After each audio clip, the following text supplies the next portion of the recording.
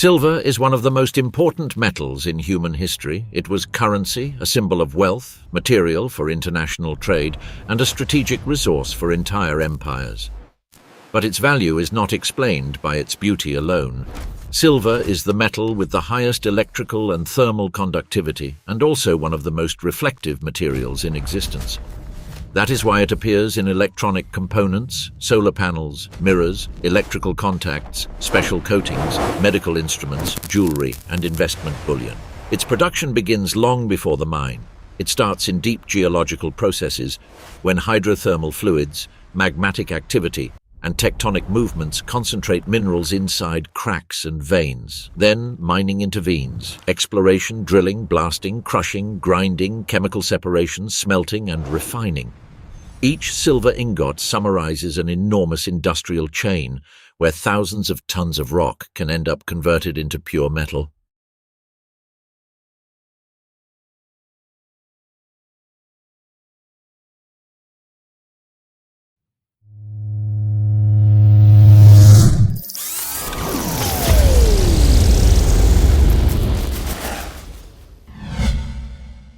The history of a silver ingot began millions of years before a mine existed.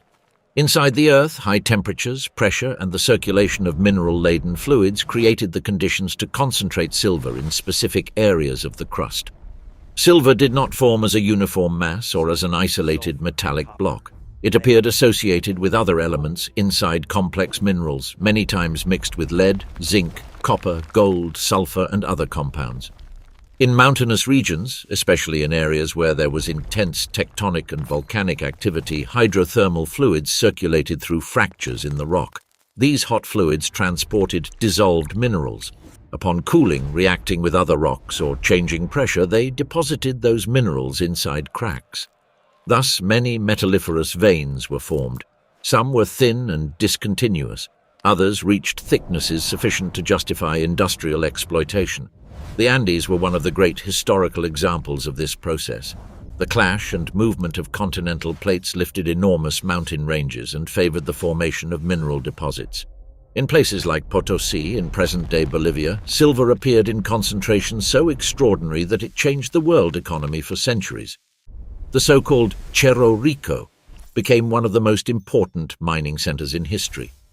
During the colonial era, its veins fed a massive circulation of silver that crossed oceans, financed empires, and gave rise to coins used in international trade. But modern mining no longer depends on discovering a visible vein on the surface. The modern process begins with geological exploration. Specialists study maps, rock structures, faults, mineral alterations, and samples taken in the field. They also employ instruments capable of detecting the presence of elements associated with silver. In many deposits, silver does not appear with a metallic luster, but as part of dark, grey, or earthy minerals. To the naked eye, a rock rich in silver may seem ordinary. That is why the work of the geologist is essential. They must interpret signs that are not always evident. Once a promising zone is identified, exploratory drillings are carried out. The extracted samples allow knowing what concentration of silver the rock contains, at what depth it is located, how it is distributed, and if the deposit can be exploited in a profitable way. It is not enough to find silver. The decisive question is how much silver there is per ton of rock and how much it will cost to extract, transport, crush, process, and refine it. A modern mine works only if that technical and economic relationship makes sense. When the deposit is underground, a system of tunnels is built. These tunnels allow reaching the mineralized zones and moving people, machinery, ventilation, explosives, cables, pipelines, water, and ore. In some silver mines, work takes place at hundreds of meters of depth. There the conditions are harsh.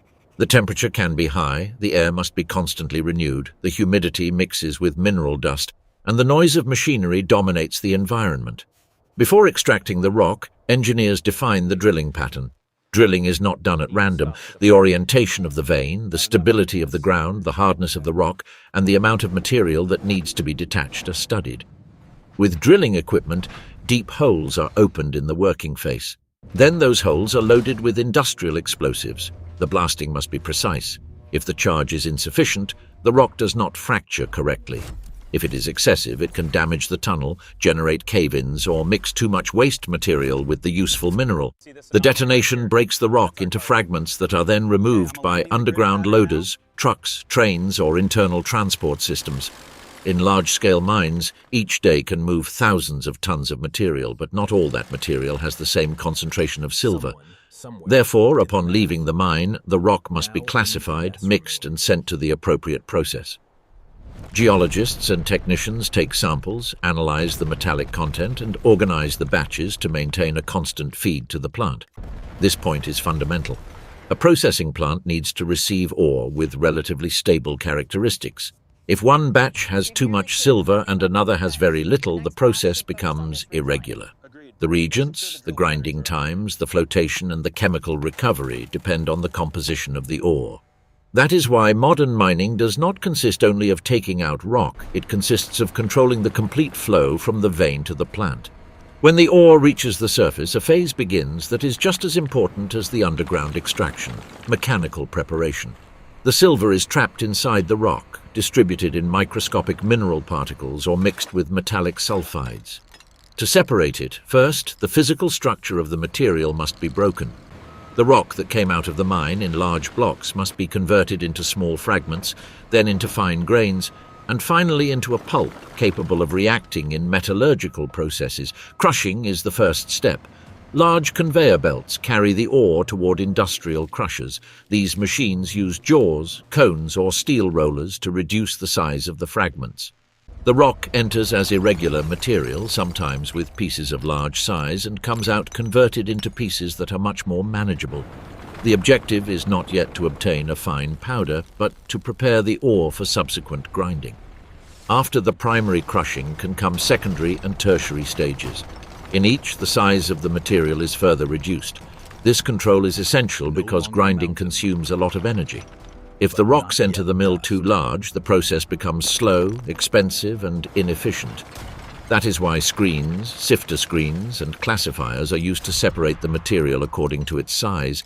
What is fine enough moves forward. What is too coarse is crushed again. Then the ore reaches the ball mill.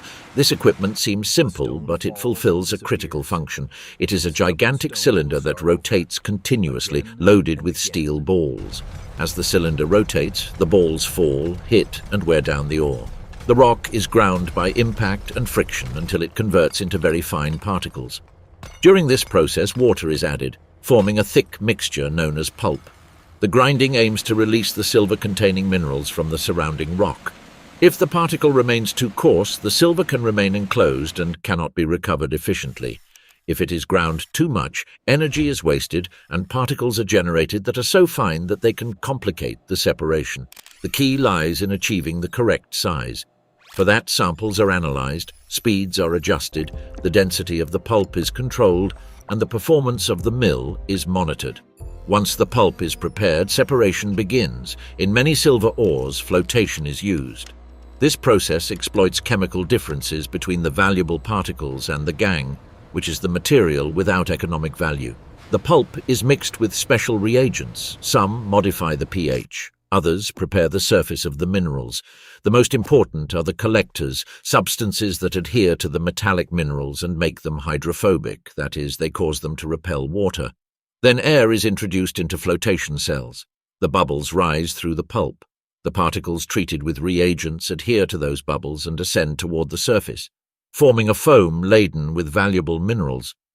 That foam is removed and concentrated. Meanwhile, much of the worthless material remains at the bottom and is discarded as tailings. The result of flotation is not pure silver. It is a concentrate, but that concentrate has a proportion of silver much higher than the original rock. In some processes, the ore can become dozens of times richer after separation.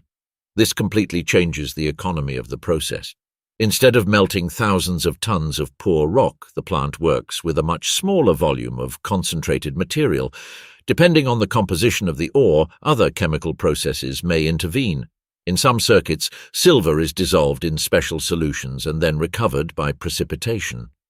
A historical and also industrially known technique consists of causing the dissolved silver to deposit by reacting with another metal, such as zinc. In that case, the silver molecules pass from the solution to a solid precipitate. That precipitate still contains impurities, but it concentrates a significant part of the sought metal. In this phase, chemical control is constant. Laboratory technicians take samples of the pulp, the concentrate, the tailings, and the solutions. They analyze how much metal is recovered, how much is lost, and what adjustments must be made. A small variation in the reagent dose can affect the recovery. Insufficient grinding can leave silver trapped. An excess of water can alter the density of the pulp. Poor aeration can reduce flotation. That is why modern plants work with sensors, periodic analyses, and specialized operators. After separation, the concentrate or precipitate must lose moisture. For that, thickeners, filter presses, dryers, or ovens are used. The wet material is not suitable for smelting because water generates steam, consumes energy, and can cause dangerous reactions upon coming into contact with molten metal. Therefore, it is carefully dried until a more stable mass is obtained. This dry material already contains a significant concentration of silver, but it is still far from being a commercial ingot. It can include lead, zinc, copper, iron, sulfur, silica, and other mineral residues. The silver must go through fire. In smelting, the metal is physically separated from many impurities thanks to the temperature, the density, and the action of fluxes. There, the process stops looking like mining and becomes metallurgy. Smelting is the point where silver ceases to be dispersed as powder, concentrate, or precipitate, and begins to become a recognizable metal. The dry material is loaded into industrial ovens, capable of reaching very high temperatures. Pure silver melts at a little over 960 degrees Celsius, but industrial processes can work within variable ranges depending on the mixture of metals, the type of oven, and the fluxes used. The essential thing is to bring the material to a state where the components can separate. In the oven, silver and other metals melt. The non-metallic impurities react with fluxes and form slag, a less dense layer that can be separated from the liquid metal. Density also helps. Silver is heavy, so it tends to concentrate in the lower part of the molten bath, while other residues remain on top or combine with the slag. This separation does not yet produce silver of maximum purity, but it allows a much more concentrated metal to be obtained. When the oven reaches the appropriate point, operators prepare the molds. The molten metal is poured carefully into bar-shaped cavities. The process must be controlled because the temperature is extreme and any presence of moisture can generate violent splashes.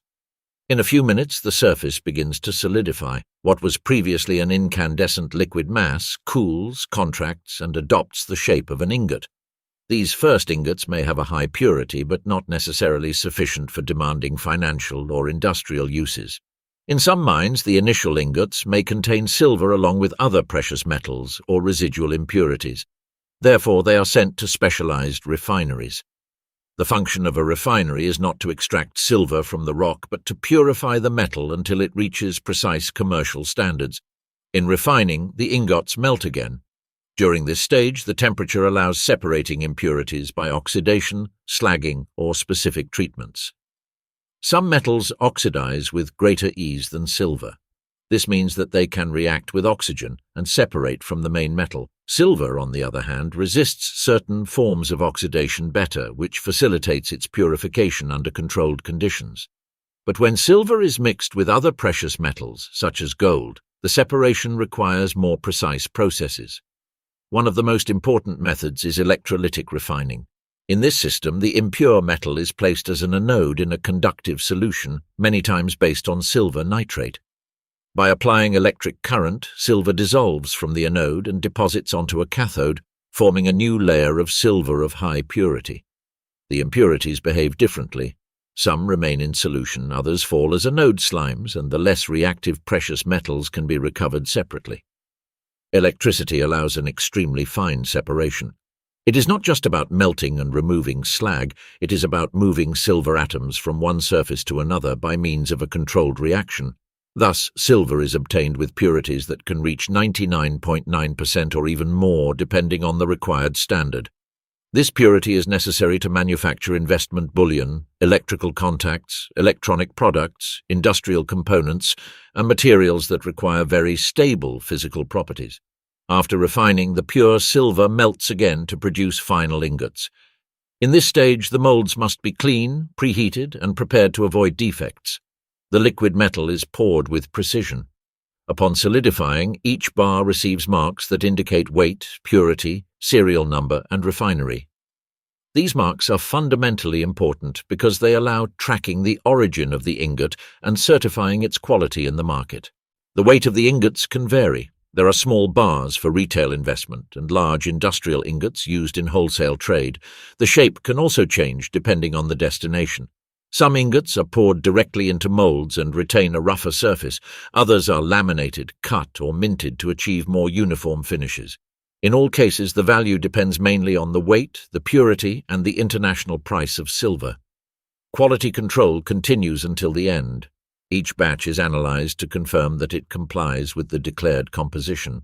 Techniques such as spectrometry, chemical assays, precision weighing, and dimensional verification can be used. An ingot is not just a piece of metal, it is a certified product. If its purity does not coincide with the standard, it cannot be sold as fine silver. If its weight is not exact, it must be corrected.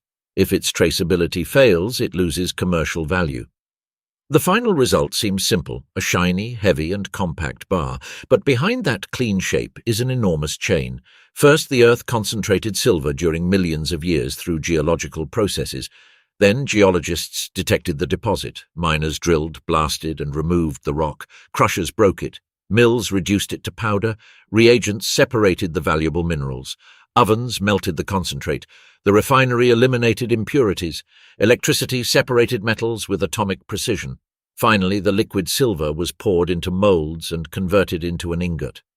That is the real transformation, from a dark rock, buried at hundreds of meters of depth, to a pure metal that can circulate all over the world. Silver retains a double identity. It is an ancient resource used for centuries as currency and a symbol of wealth, but it is also a modern material, indispensable for technologies that depend on its conductivity, reflectivity, and stability. Each ingot summarizes that history: deep geology, mining work, industrial engineering, and precision refining concentrated in a single piece of metal.